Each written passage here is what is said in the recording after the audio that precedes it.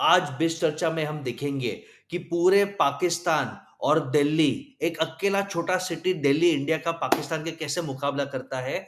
GST laws gaming industry में और lottery industry में क्या डिस्ट्रप्शन ला रहे हैं। ओएनडीसी और मेटा फेसबुक साथ में क्या खिचड़ी पका रहे हैं। और बहुत इंटरेस्टिंग न्यूज है कि इंडियन माइंडसेट अभी भी रियल एस्टेट और होम लेना उनका सपना है। एंड लास्ट, फोर्ड का प्लांट जो जेएसडब्ल्यू लेने वाला था वो डील कैंसिल हो गया। ये आज के बिस चर्चा में हम देखते हैं। बिस चर्चा का मतलब latest business insight, strategy and leadership lessons which will help you rise. So let's start today's biz charcha.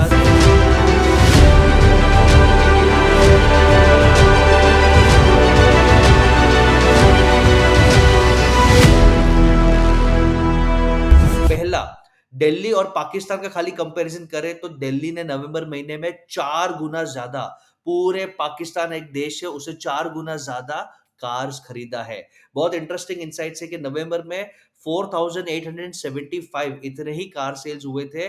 Whereas Delhi, एक छोटा सा हमारा कैपिटल दिल्ली में 18,000 कार के सेल्स हुए। ये हमें दर्शाता है इकोनॉमिक कंडीशन ऑफ पाकिस्तान। उनका करेंसी बहुत डिवैल्यू हो रहा है, वहां पे इन्फ्लेशन बहुत ज्यादा है, टैक्सेस बहुत ज्यादा है, स्टेबिलिटी नहीं है। पूरे दुनिया में रिसेशन तो है ही है और पाकिस्तान में डेफिनेटली हिट हो रहा है। वी आर हैप्पी लकी के इंडिया में ग्रोथ है and all entrepreneurs must contribute in this growth. अब नया सेकेंड अपडेट है कि जीएसटी 28% अप्लाई हुआ है गेमिंग, लॉटरी और सिमिलर बिजनेसेस में। इसके कारण ड्रीम 11 और बाकी जो भी कंपनीज थी उनका बिजनेस मॉडल हिल गया। ये जो भी कंपनीज थे जो अग्रेसिवली आईपीएल पे बेट कर रहे थे, वर्ल्ड कप पे बेट कर रहे थे, इनका सर्वाइवल कैश फ्लो भी तकलीफ में आ गया, क्योंकि 28% जीएसटी विनिंग्स पे ये बहुत बड़ा हिट है और ये इंडस्ट्री को लुक्रेटिव नहीं बनाता। लोग अब क्यों बेट करेंगे जब उनका 28% विनिंग सीधा टैक्स हो जाएगा। तो इसमें सीतारामन जी ने, हमारे फाइनेंस मिनिस्टर ने कुछ एक छोटा राहत दिया और उन्होंने एक वैल्यूएशन नया रूल लगाया।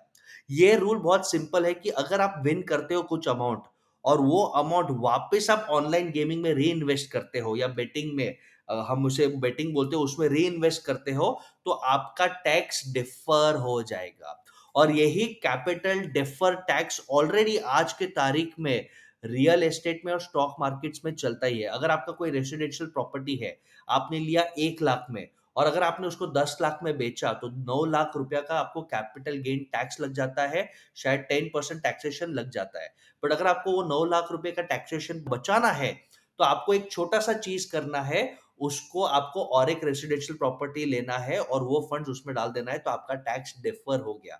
जब तक आप सेकंड प्रॉपर्टी नहीं बेचते तब तक आपको टैक्स नहीं लगेगा। ऐसे ही अब यहाँ पे उन्होंने कैपिटल टैक्स डिफरमेंट ये पॉलिसी डाल दिया है कि आप 28% जीएसटी आपको नहीं लगेगा।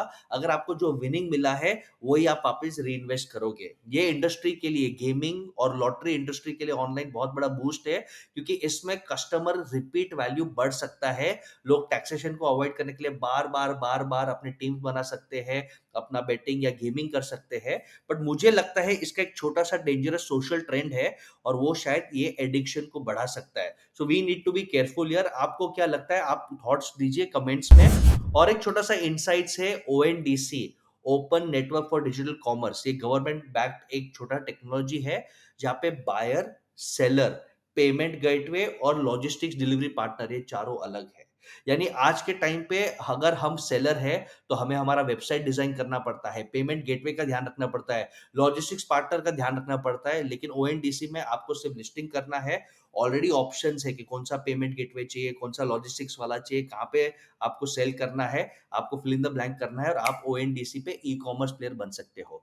तो मेटा और ओएनडीसी साथ में कुछ कोलैबोरेशन कर रहे हैं। मेटा ने बोल दिया कि हम छोटे बिजनेसेस को टेक सॉल्यूशंस देंगे, उनको अपस्किल करेंगे और टारगेट रखा कि अगले 5 साल में 5 लाख एमएसएमईज को वो अपग्रेड करेंगे।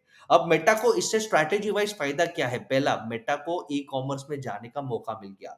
ई कॉमर्स में ऑलरेडी अमेजॉन एक ग्लोबल जायंट है, मेटा डायरेक्टली compete नहीं कर सकता। ओएनडीसी के साथ कोलैबोरेट करके वो ऑफ कोर्स अब ई-कॉमर्स में कॉम्पिटिशन कर सकता है। और सेकंड इनसाइट, ये बहुत इंटरेस्टिंग इनसाइट है कि 5 लाख एमएसएमई को जब वो बड़ा बनाएगा, तो वो लोग अपने मार्केटिंग के लिए फेसबुक और इंस्टाग्राम में एड स्पेंड और बनाएँगे। This is called as nurturing your young customers. आज उनको ग्रांट देके, एड देके, पैसे देके, थोड़ा अपस्किल करके उनको बड़ा बनाओ, और वो जब बड़े होंगे वो आपके कस्टमर्स बनेंगे और आपका कैश फ्लो और प्रॉफिट बढ़ता रहेगा। ये मेटा का बहुत ज़्यादा स्मार्ट मूव है। एक typical Indian mindset, next news मैं आपको शेयर कर रहा हूँ कि इंडिया में इतना अब इंटरेस्ट रेट बढ़ चुका है because of global recession, inflation. जो इंटरेस्ट रेट्स कोविड के टाइम पे 6-7% था होम लोन का, अब 9, 10, 11, 12% हो चुका है।